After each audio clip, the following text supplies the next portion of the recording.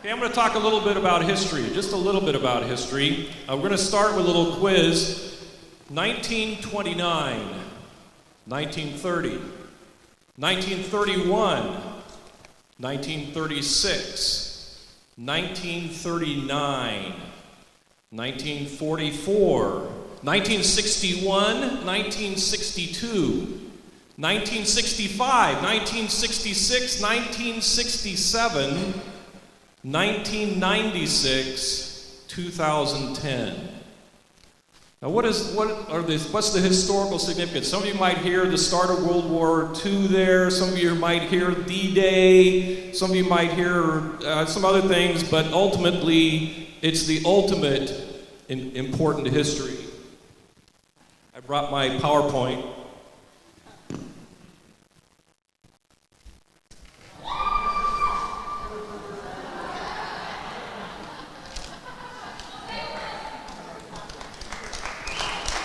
That's right.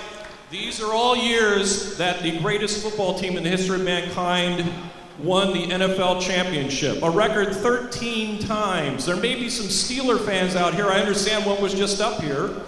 There may be some 49ers fans. There may be some Cowboys fans. There may be some Patriots fans. All of those teams only have to win 8 more championships to tie the Green Bay Packers, the greatest team in NFL history. Now, what does that have to do with history? Well, the history that you know greatly impacts your appreciation for something. The more you know of NFL history, the more you appreciate the Green Bay Packers. The only team with 13 NFL championships, the only team that has won 3 straight championships, and they've done it twice. The only team with the Patriots who've been in the playoffs the last 8 seasons in a row. Now, having said that, the Green Bay Packers in the 1970s and the 1980s were terrible. So if your knowledge of NFL history was limited to the 70s and 80s, you would not appreciate the glories of the Green Bay Packers. You have to understand all of NFL history in order to understand the glory of the Packers.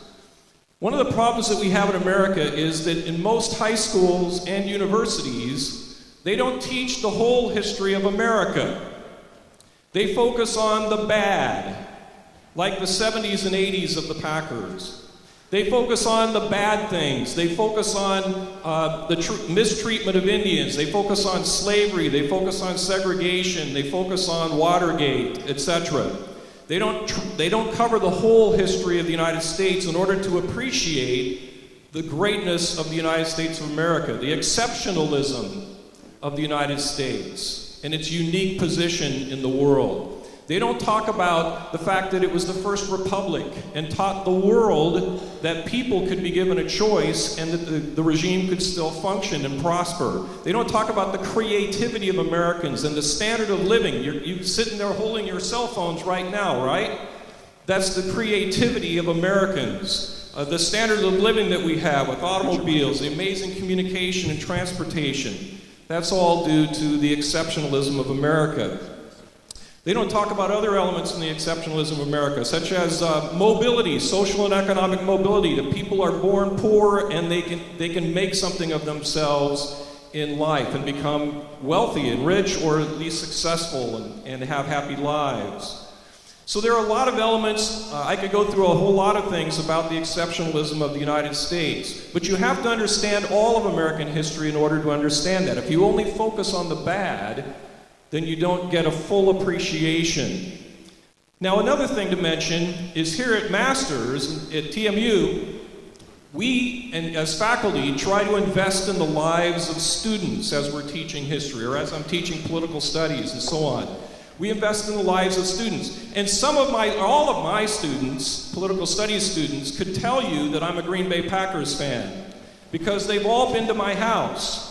Because I have them over for major parties. I have them over for movie nights. My students will tell me on a Monday, let's have a movie night tomorrow night. Okay, fine, come on over. And so they've all seen the Packer stuff all over the house, including my crowning achievement, the Green Bay Packers crock pot. But you only get a full appreciation of history in any realm if you cover it all. And at Masters, we believe in teaching all the history, good, bad, and indifferent.